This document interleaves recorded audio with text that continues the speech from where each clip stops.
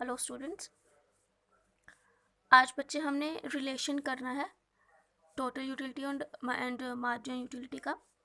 उस दिन देखो हमने वो प्रॉपर उसकी जो diagram hand and schedule proper कर लिया था कि T U and M U basically होता क्या है, और अब इनका ना हमने रिलेशन शो करना है बेसिकली। वैसे मैंने उसमें आपको रिलेशन थोड़ा सा बता दिया था, बट यहाँ पे अब हम थोड़ा डिटेल में उसको करते हैं। क्लियर?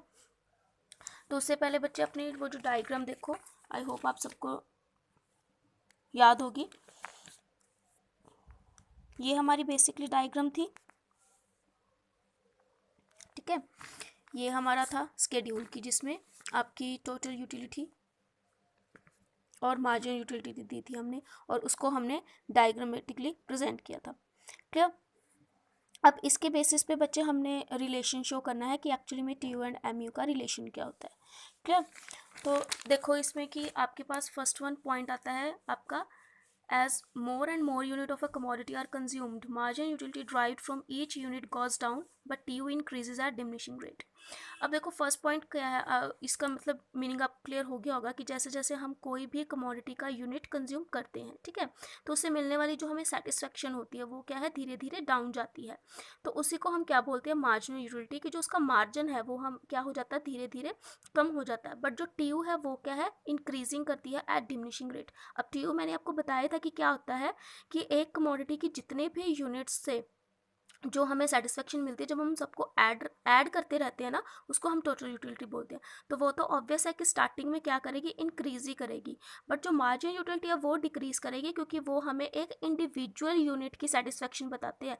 तो वो ऑब्वियस चीज़ है कि जब हम फर्स्ट यूनिट कंज्यूम करेंगे उससे हमें ज़्यादा सेटिस्फेक्शन मिलेगी, जब सेकेंड कंज्यूम करेंगे उससे हमें एज कंपेरिजन टू फर्स्ट कम मिलेगी सेटिस्फेक्शन, ठीक है।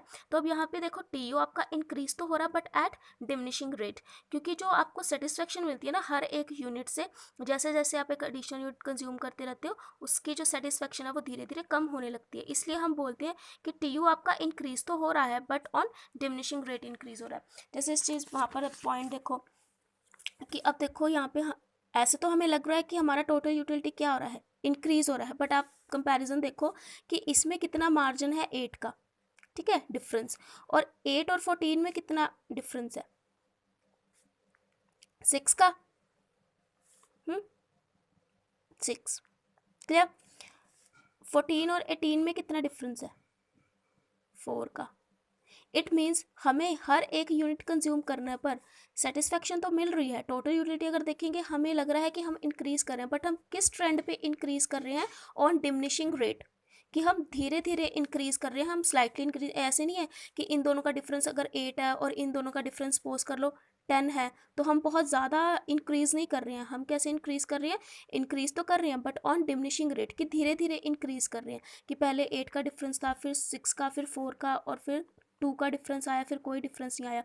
और इसी चीज़ को हम क्या बोलते हैं, मार्जिन यूटिलिटी बोलते हैं। क्लियर? जिसकी वजह से जो हमारी टी यू क्या है, इंक्रीज करती है बट ऑन डिमिनिशिंग रेट। ये देखो स्लाइटली स्लाइटली, अगर तो ये बिल्कुल आप कह सकते हो कि अगर एकदम से राइज करे तो ये यहाँ से ऐसे राइज कर जाएगी, बट ये क्या कर रही है, धीरे धीरे स्लाइटली राइज कर रही है और फिर फॉल डाउन आ जाता है। क्लियर? तो जब देखो कि जब ये क्या है, डिमिनिशिंग रेट पे है, तो आपका मार्जिन यूटिलिटी क्या करता है, डिक्लाइन करता है, ठीक है, बट किस ट्रेंड पे होता है, पॉजिटिव ही होता है, ठीक है। अब देखो इसका सेकंड पॉइंट देखो कि when M U is positive T U goes on increasing. Same चीज़ है कि जब टी यू आपका इंक्रीज कर रहा है ऑन डिमिनिशिंग रेट, उस टाइम पे आपका मार्जिन यूटिलिटी क्या है, पॉजिटिव है। क्लियर? जब आपका मार्जिन यूटिलिटी जीरो आ जाता है, इट मीन्स वो चीज़ आपको क्या शो करता है कि T you will be at its maximum point, कि वो अपने मैक्सिमम पॉइंट पे आ गया है। क्लियर? तो ये बेसिकली आपकी सेटिस्फैक्शन सिचुएशन होती है, मतलब इससे आगे आप नहीं जा सकते, ठीक है। यहाँ पे आपकी मार्जिन यूटिलिटी क्या होगी है, जीरो होगी है। ये आपको एक अपना सेटिस्फैक्शन प्रोवाइड कर देता है, ठीक है, कि उससे ज़्यादा अब आप कंज्यूम कोई भी चीज़ नहीं कर सकते हो। और जब आपका जो एम यू है वो नेगेटिव चला जाता है, इट मीन्स जो आपका टी यू क्या कर देता है, डिक्लाइन स्टार्ट कर देता है, मतलब अब आपको खाने से कोई भी सेटिस्फैक्शन नहीं मिल पा रही है, ठीक है। उल्टा क्या है, आप नेगेटिव की तरफ जा रहे हो, मतलब प्रॉब्लम्स आ रही हैं उस चीज़ के से आपको। अब यहाँ पे देखो जैसे आपका यही पॉइंट था कि जब वो मैक्सिमम था, आप सेचुरेशन पॉइंट आया आपका, जब जैसे ही वो एम यू आपका नेगेटिव हो गया तो आपका क्या हुआ, ये टी यू डिक्लाइन किया। क्लियर। तो ये बच्चे आपका रिलेशन था और इम्पॉर्टेंट है पॉइंट टॉपिक, ये बेसिकली रिलेशन आ जाता है तो उसमें आपने क्या करना है, ये ही ऐसे शो करके प्रॉपर स्केड्यूल बना के कि सबसे पहले कि टोटल यूटिलिटी क्या होता है, मार्जिन यूटिलिटी क्या होता है, फिर प्रॉपर वो स्केड्यूल बनाकर उसके बाद उसकी डायग्राम बनाकर एंड देन ये रिलेशन शो करना है, ठीक है। जनरली 6 मार्क्स में ही क्वेश्चन आ जाता है ऑलवेज, क्लियर। नेक्स्ट देखो पॉइंट आपका आता है बच्चे लॉ ऑफ डीएमयू, ये टॉपिक भी आपका बहुत इंपॉर्टेंट है, लॉ ऑफ डीएमयू। अब देखो लॉ ऑफ डीएमयू कुछ नहीं है, बस इसमें सिर्फ हमने मार्जिनल यूटिलिटी को एक्सप्लेन करना, सिर्फ टोटल यूटिलिटी को इसके साथ नहीं कंबाइन करना, सिर्फ और सिर्फ मार्जिन यूटिलिटी को करना है, क्योंकि यहाँ पे हम सिर्फ एडिशनल यूनिट का ही पॉइंट दिखाते हैं, ठीक है।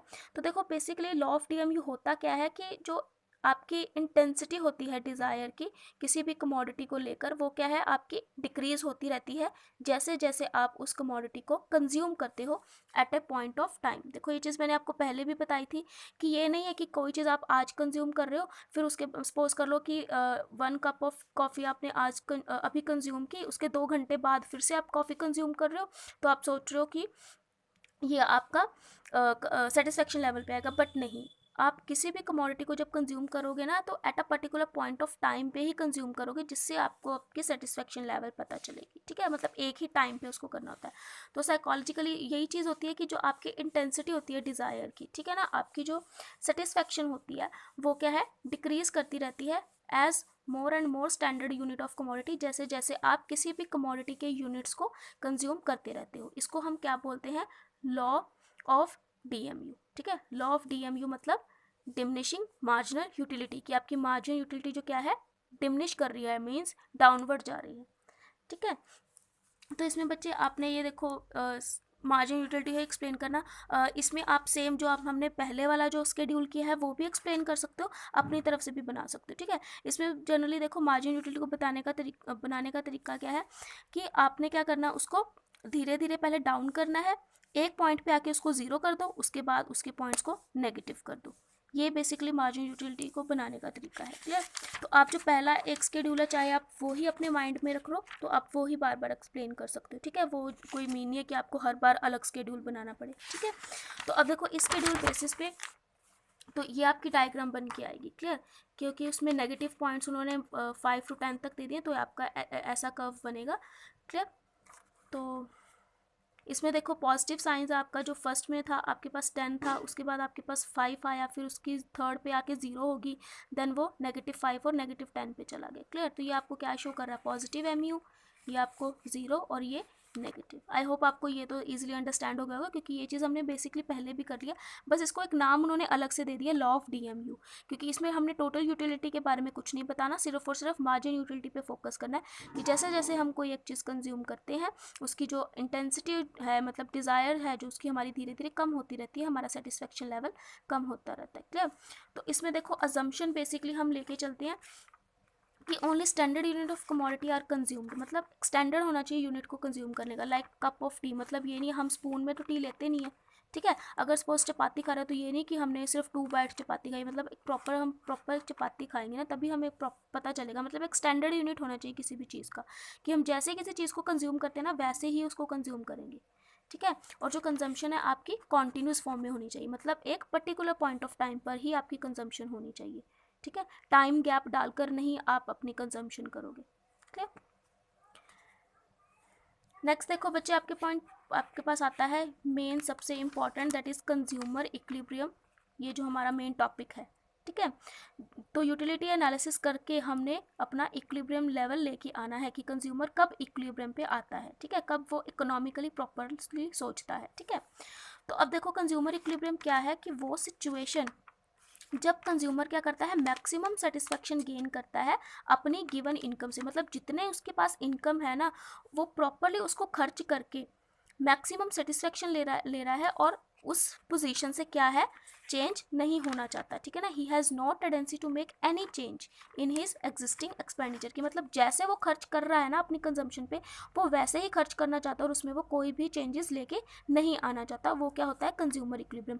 वैसे जब मैंने चैप्टर स्टार्ट किया था तभी मैंने आपको ये पॉइंट क्लियर कर दिया था कि इक्विलिब्रियम क्या होता है, आपका स्टेट ऑफ रेस्ट की जहाँ से हम हिलना नहीं चाहते, और कंज्यूमर क्या है इक्विलिब्रियम अपना कब मानेगा जब उसको मैक्सिमम सेटिस्फेक्शन होगी, क्लियर।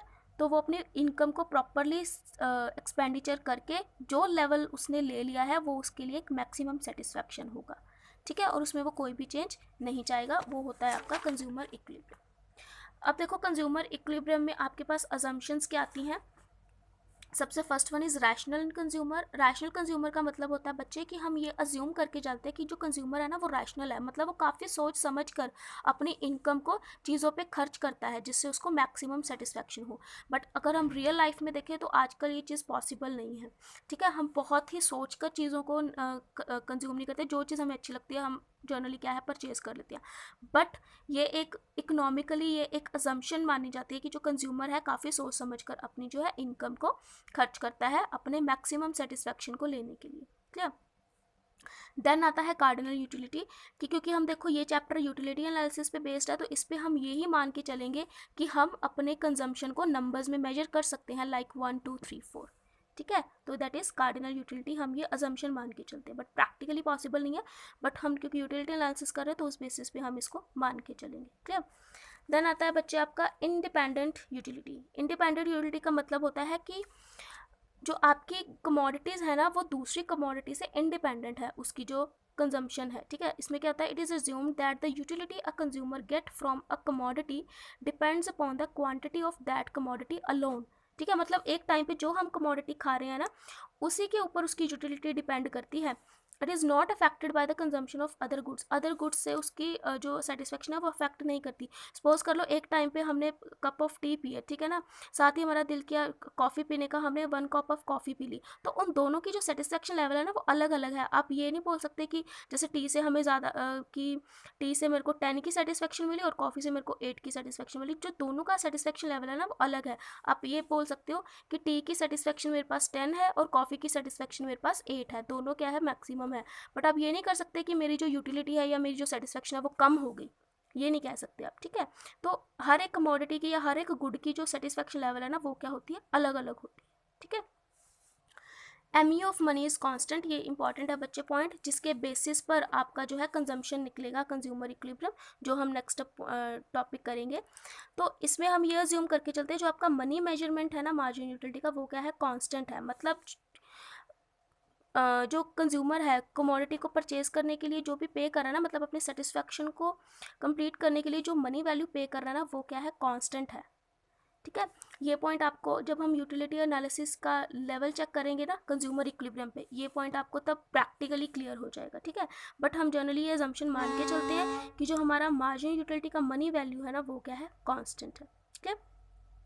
आई होप आपको अजम्पशन सारी क्लियर हो गई होंगी। ये आपका टॉपिक था। इसके बाद हमारे पास 2 पॉइंट्स आते हैं, कमोडिटी केस, मतलब कैसे हम अपने कंज्यूमर को इक्विलिब्रियम लेवल पे लेके आ सकते हैं, ठीक है। तो उसमें एक जब होता है कि हम सिर्फ 1 गुड को कंज्यूम करते हैं और सेकंड होता है जब हम 2 गुड्स को इकट्ठे कंज्यूम कर रहे हैं, तो तब हमारा सेटिस्फेक्शन लेवल कैसे होगा। तो वो अब हमने बच्चे नेक्स्ट जो नेक्स्ट आपका मैं वीडियो बनाऊंगी उसमें करेंगे क्लियर, क्योंकि लेंथी है वो काफ़ी, तो उसके लिए आपको ज़्यादा टाइम चाहिए। तो सबसे पहले कंज्यूमर इक्विलिब्रियम को क्लैरिटी करो बेसिकली कि सबसे पहले कंज्यूमर इक्विलिब्रियम क्या है, क्लियर। फिर उसके बाद हम वो पॉइंट्स करेंगे और इंपॉर्टेंट टॉपिक हैं वो आपके, ठीक है। तो फिर देन उसके बाद आपका जो चैप्टर है 3rd चैप्टर वो ख़त्म हो जाएगा, क्लियर। और बच्चे प्रॉपरली आपने इसके नोट्स बनाने हैं, ये नहीं है कि आप जस्ट वीडियोस देख रहे हो एंड ऑल। इसके प्रॉपर ऐसे नोट्स बना लो जैसे मैंने बनाए हुए हैं, या तो खुद बुक से, अगर आपके पास बुक्स अवेलेबल है तो खुद बुक से देख के बना लो अगर आप अपने अकॉर्डिंग बनाना चाहते हो। लेकिन अगर जो मैंने बनाए हैं तो वो भी सफिशेंट है, आप वीडियो को देख देख कर भी साथ साथ बना सकते हो, क्लियर। बट नोट्स बच्चे बनाओ, आपकी हेल्प के लिए हैं, ठीक है। ओके बच्चे, थैंक यू।